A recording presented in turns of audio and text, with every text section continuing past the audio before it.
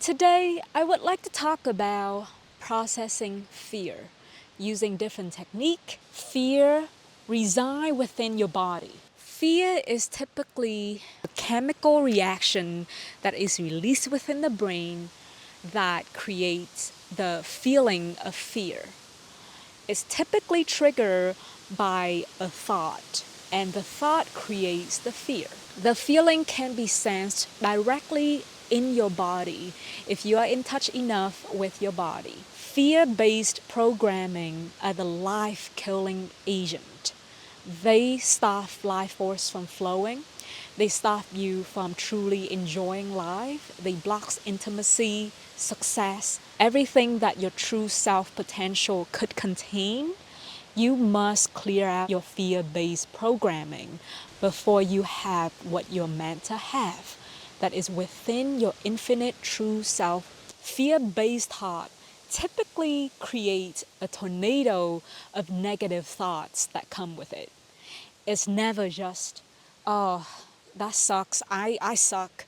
Typically trigger the neural network of all the times that you've been unkind to yourself, that you criticize yourself, or that others have criticized you. And it typically creates something called amygdala hijacking. And so basically when you have one thought of fear, if you don't stop it fast enough, it will hijack your brain and go straight to, I'm not good enough to be loved. I'm defective. I should be alone. I will die alone. I will end up alone. Or this relationship is not good enough. This friendship is not good enough. I will end it. I will end intimacy here. Or I will be homeless. I will die like this. There's no hope in the world, so on and so forth. And with the manifestation community, we know how important it is to have thought control. But thought control is not something you can easily just write affirmation and listen to Subliminal about. It requires deep, deep self-work and reflection in order to recreate your programming. If you want to be happy, you cannot rely solely on affirmations or subliminal or anything like that. You must do the deep level of self-work that is needed to provide yourself the sufficient self-love to clear out the limiting belief that thoughts create. Fear-based programming is very prevalent and is everywhere. It divides you, and people will try to do it to you. Do not fall into it. And this starts with your critic work. Work on your critic. Basically, critic work requires you to notice when you are criticizing either yourself or others. And this is very damaging on the psyche because criticism brings about fear, which is the life-killing agent. It blocks the life force from flowing, and therefore it must be dealt with in order for life force to flow and for your manifestation to realize. Or in another word, in order for you to be happy. In order to do your critic work, please check out my video, Criticism That Kills. Regarding somatic work, what is somatic work? Somatic work is the process of feeling the sensation within your body when feelings arises and allow that to pass through your body. I practice Vipassana, and there are other methods of somatic work as well, but I will only share with you what I've learned. First, you need to be able to meditate and focus on your natural breathing. This means no forced breathing, no slow inhale or exhale or counting, none of that. Allow yourself to focus on your natural breathing. Usually we come into a meditation session feeling a little bit rushed, or maybe you just woke up and you feel really calm. It doesn't matter. What matters is allow your body to naturally be exactly as it is. You want to start a session with just focusing on your breathing, the rising and falling sensation, or in Vipassana, they teach us to notice the breath coming in and out of your nostril, breathing naturally through the nostril, and just observing the nostril, literally. Clear out your mind. That's the first step. Once you felt grounded from breathing, this is when you can start body scanning. Body scanning requires you to go from the top, in the front, from the crown chakra, to the face, to the ears, in the back, your neck, your arm, the front of your chest, the back of your chest, and down your thigh, your toe, all of that, and then going back up again. If you are not used to feeling sensation within your body, you might find it quite hard to identify the feelings and the blocks that arise. This is typically because we've been so out of touch with our body and our feelings, or we've numbed ourselves or dissociated in some ways that now we're unable to actually process the feelings within the body anymore. So that's why, in order to actually experience the feelings within your body, it is suggested that when you breathe through your nostril, just focus on your nostril and focus the sensation of the breath going in and out. Eventually, you also feel a little tingly feeling that kind of arises and naturally dissociate. And then you will find the same thing throughout your body. You can sense the air on your face, the very physical sensation that is throughout your head, your skin, the outer physical sensation and stuff. Take that and notice that and keep scanning.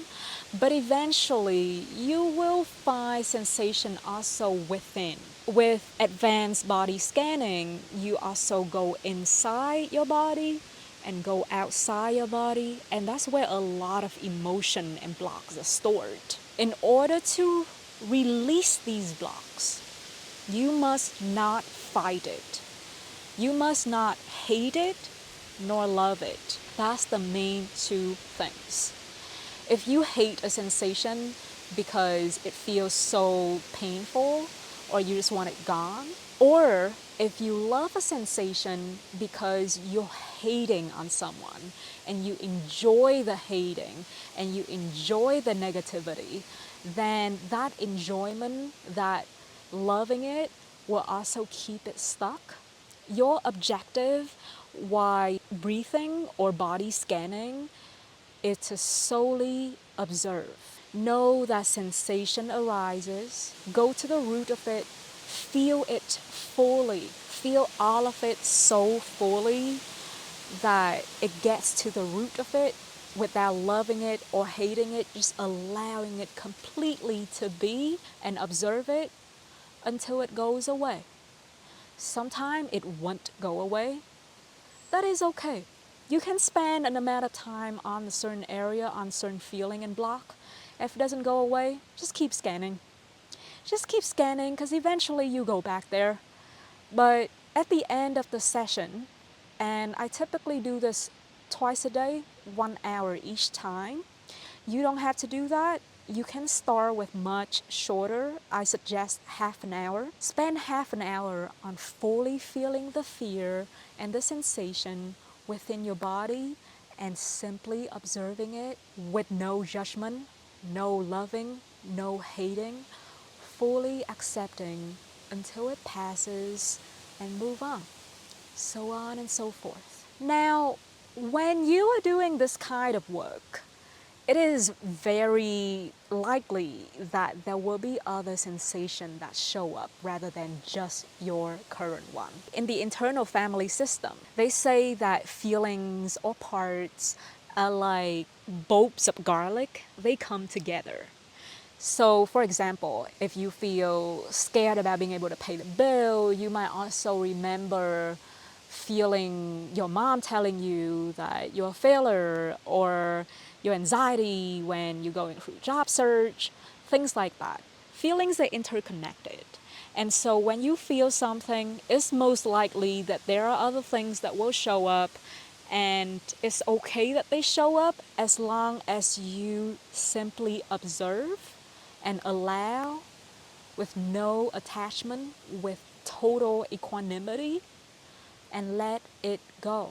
And it shall pass. As you're more in touch with your body, you might also find yourself increasingly sensitive with how feelings show up in your body through daily lives. That is good to notice, but remember, if it feels too overwhelming, please do not try to have a full-on somatic experience when you are living life. Simply acknowledging it, but bring your mind back to the presence.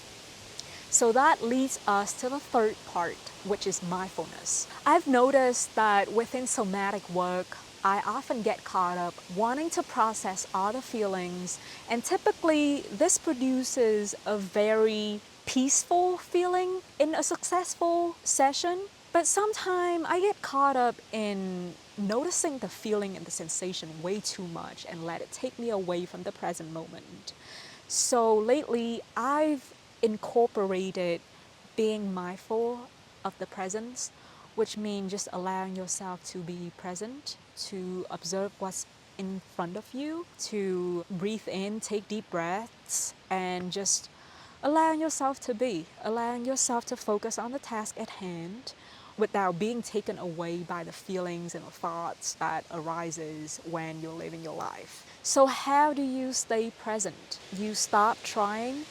You stop focusing on the thoughts that are rushing you away, all the worries, all the incessant critics thought. You stop allowing all of that to intrude you and intrude your task at hand. You just focus on present. You stop trying. You could ground yourself in visions or hearing, touches, tasting. Eventually, when you feel grounded enough, just try to maintain in the space for a while. If you find your mind being taken away from the moment, that's completely okay. That's part of the process. Simply bringing it back and you remain in this blissful state. Mindfulness is very important when it comes to eliminating fear, because there's nothing in presence that is unsafe. Rarely is there anything that is unsafe, and should you feel unsafe, you're allowed to remove yourself from the situation and to establish boundaries and all of the above. Mindfulness is extremely important, especially in trauma recovery, because it allows you to truly slow down and recognize that there is nothing in the present that is actually scary. The fear is only in your head. Another tool that I find really helpful to calm down fear response or reactivity is subliminal. Sometimes when I'm in a fear response or when I'm triggered or in a flashback, I cannot see or feel or think anything that is not danger. My mind is now in hypervigilant mode. There is no explaining, there is no amount of talk that could get me out of it. I find that the one thing that helps me tremendously is subliminal. If you are someone who don't know about subliminal, the subliminal and hypnosis are audio tapes or programs that tells you affirmation and statement that help you feel whatever it is that you want to feel. It could be helping you feel safe, it could be helping you surrender, it could help bring you back to the moment. They could also come in the form of guided meditation. Whatever it is, I highly recommend that you find a subliminal that you like, that you deem safe. Get used to it, listen to it overnight, over a period of time, ideally over 21 days, to reprogram your subconscious.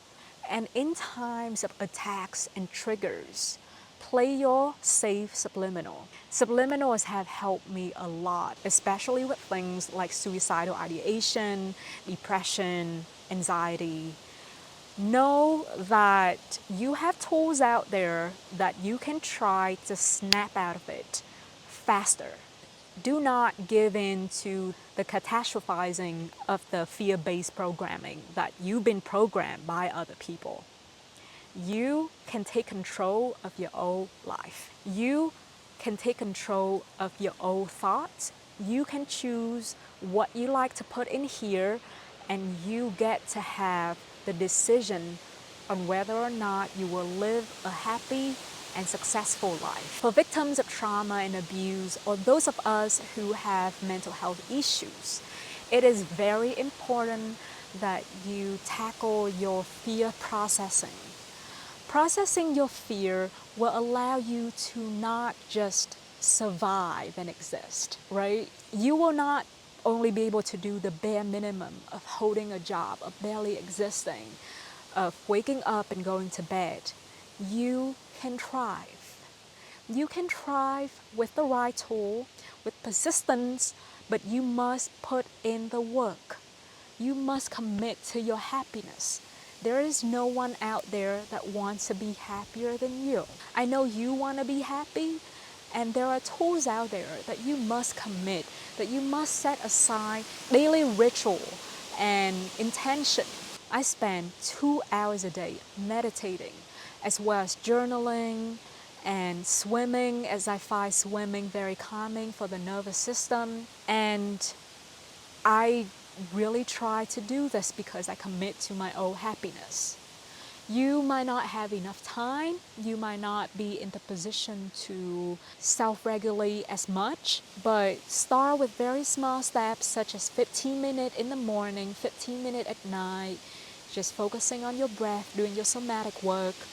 Throughout the day, focus on the critic programming that you experience and determine to stop it, change it, and work with your psyche and work with your mind so that you can be free of the fear-based programming that the critics within you have given you.